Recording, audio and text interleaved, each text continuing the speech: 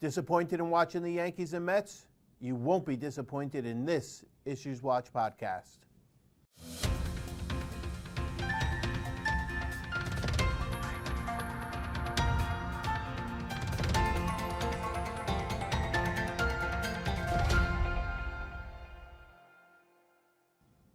Hello and welcome to the Issues Watch podcast. I'm Muniz, your host for the bi-weekly accounting and auditing episodes. I'm an insurance principal at Clifton Larson Allen. This episode qualifies for nano CPE credit. If you're interested in earning CPE credit for this episode, hit the pause button now and head over to njcpa.org/nano to find out how. A quick disclaimer, the views and statements expressed herein are my own and not necessarily those of NJCPA or CLA. Okay, we got two topics today, nothing real big to start off with. As we said over the past couple episodes, Frank was here when I were talking about it, saying that, FASB, ISCPA has been a little bit quiet lately. Still trying to, especially with the FASB, trying to go from the revenue recognition into leases and then into CECL, which is effective this year. I keep bringing it up because I don't want you to forget it. It's been relatively quiet. They did come out with a proposed ASU, it's an accounting standard update. Comments are due for this in October, and I know that sometimes people hear, proposed, I'm not even going to listen, but you should really start focusing on this just to know that it's potentially coming out and what it could be, and also if you'd like to comment on it. So the proposed ASU is income statement reporting and comprehensive income and disaggregation of information disclosure. So now if you remember, go back probably half a year ago of episodes, you can view those episodes and listen to those episodes, but I had brought this up a while ago and I was wondering if this was ever going to come out, and well, it's come out now where it's at least a proposed ASU where they're looking for comments. Now, if you've never seen a proposed ASU, I'd recommend you go into the FASB website, sign up for the FASB and get their emails. It's very interesting. You see what they're working on throughout the year and what comes out.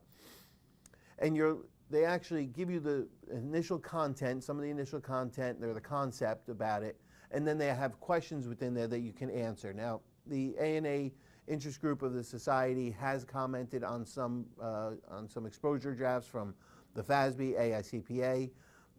People are allowed to comment, companies are allowed to comment. So I recommend that you go through it. It's a really good process. So on this one, they want to have more disclosure, disclose the amounts relating to inventory manufacturing expense, employee compensation, which is very interesting, depreciation, intangible asset amortization, and depreciation, depletion, and amortization recognized as part of oil and gas producing activities. Whew. So you can see some of that, especially the last one's very specific. And most of this is going to be going towards, especially the public companies. But I know now if you're sitting there and you're not with a public company, you're sitting there going, well, it doesn't relate to me. A lot of this stuff trickles down after a while. They also want you to disclose the amounts of inventory manufacturing expense as it relates to those other items that I mentioned, employee compensation, depreciation, intangibles, and the depreciation amortization related to oil and drilling and producing, all connected to the inventory manufacturing aspect. So you see they're trying to get a lot more disclosure for the readers, for them to be able to understand the financial statements better. The other thing that I found interesting, and I remember when it came out initially I talked about it, they want amount of selling expense and the entity's description of selling expense. Now, they don't give it an explanation or definition of what selling expense is. They want you to say, the company, because your financial statements, they want the company to say what the amount of selling expense is and what's included in the selling expense. Advertising, networking, conferences, conventions, stuff like that. Trade shows, anything that would go in there, they want you to include it. Commissions, salaries, they want you to describe what's in there. Now, the exposure draft actually gives some examples, so if you get it, look through the examples, you'll find them pretty interesting. What I started to question is, what's going to happen with advertising expense, because we currently have to disclose the amount of advertising expense and if it's an expense as incurred or if it's being deferred. That really came up because some people had advertising expense that they were deferring over time and they wanted that to be disclosed. Rarely ever see it. I've actually seen it probably 2 times in my whole career. Okay, spent a lot of time on that. The other topic, I'm going to go through a lot of statistics now, so please, I apologize if I'm going to lose you on this one. You can rewind it, you can go back, but I just want you to hear some of the importance of this. So the PCAOB every year, and I know some people are shutting off, don't shut off on this one because you're going to be very interested in hearing some of these statistics. The PCAOB issues an annual report on the interim inspection program related to broker-dealer audits or broker-dealer activities. You'll hear the type of activities. They look, now remember that the broker-dealers were not part of, unless it was a public entity broker-dealer, they were not part of the actual examination, they're part of an interim inspection. Now, the AICPA has said that the broker-dealers are not going to be part of the peer review process. So the broker-dealers seem to be in limbo right now because they're still part of the interim inspection. I have a suspicion they're going to go full under the examination itself, an actual PCAOB examination. So they looked at 50 firms. They inspected 50 firms. 32 of those firms also audited issuers, public companies that we traditionally know. 92 financial statement audits, okay? And they found, here's where they found deficiencies. In the examination engagements, they reviewed 34 and had 17 deficiencies. The percent is better than it was in 22, where it was 64% deficiency rate, but that's still 50%. It's not good. For review engagements, 52 engagements were reviewed, 21 had deficiencies, and that's up from the 22 deficiency rate. Now, I'm not going to keep going giving comparisons, because now we'll talk about the audits of financial statements, and it's broken down by categories, okay, within the audits. Suffice it to say, most of these audits, the deficiency rate went up, unfortunately. So in revenue, the area of revenue, they reviewed 88, 30 had deficiencies. Evaluate audit results, 92 were reviewed, 19 had deficiencies. Related parties, surprisingly, they only looked at 14, and 4 of them had deficiencies. The areas where where it was pretty good, believe it or not, were receivables. I don't want to say good because there were still deficiencies. 15 they reviewed, 2 had deficiencies. For expenses and related accruals, 14 reviews, 4 had deficiencies. If you look at the trends of these, what you'll see is most of the audit procedures around the balance sheet are usually more solid, have less deficiency rating compared to other areas, such as I said already, revenue, evaluating audit results. Surprisingly, securities owned and sold, not yet purchased, had a 50% deficiency rate. But other areas are post-audit matters had issues. They looked at one and it had a deficiency. Customer protection. Surprisingly, the auditor's report, okay?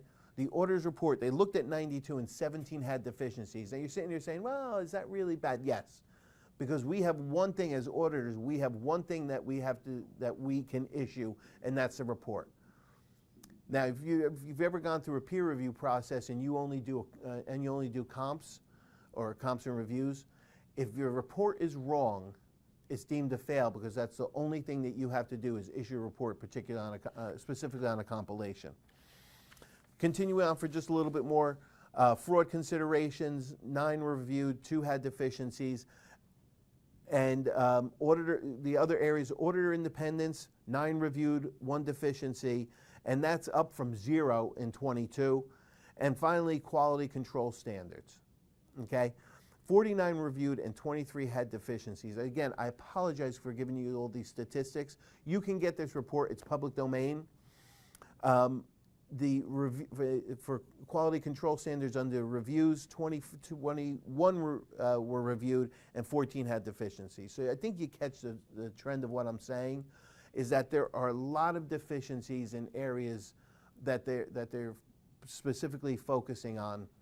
And while it might not sound like a lot, you know, when I was going through the numbers, it's a lot in their eyes. And what happens is then this kicks over to other areas that they want to start looking at and how deep they want to start going. Now, if you've ever been through a PCAOB examination, it's tough. They're really tough, and I'm not going to say anything bad about them in any way, but they are very detailed in what they go through, and they will spend a good amount of time going through this. And so I don't recommend you just doing 1 or 2 type of broker-dealers, public companies.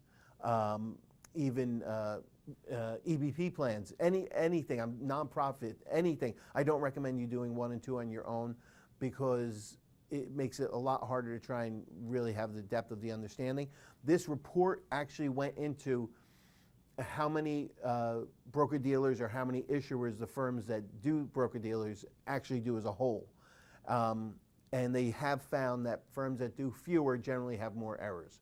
So that's not a preaching thing here. I just wanted to bring this up. I wanted to bring these statistics to you because what happens is when the AICPA starts seeing stuff like this, for their peer reviews, they start focusing on it too. Because they say if the PCAOB is finding it, if the DOL is finding it, not the GAO, but if those two are finding it because they do examinations, we have to start looking because they'll be saying, how come you're not finding it? Okay, in closing, I want to let you know about a few upcoming in-person events being held by the NJCPA chapters. The Passaic chapter is holding a nonprofit update on September 19th. The Bergen chapter is running an A&A update on September 21st. And on September 29th, the Essex chapter is holding an A&A and lease accounting update. See all chapter events and purchase their CPE pass at njcpa.org/chapters. And lastly, be sure to join the NJCPA Accounting and Auditing Standards Interest Group. Sign up for free at njcpa.org/groups. Thank you for watching or listening.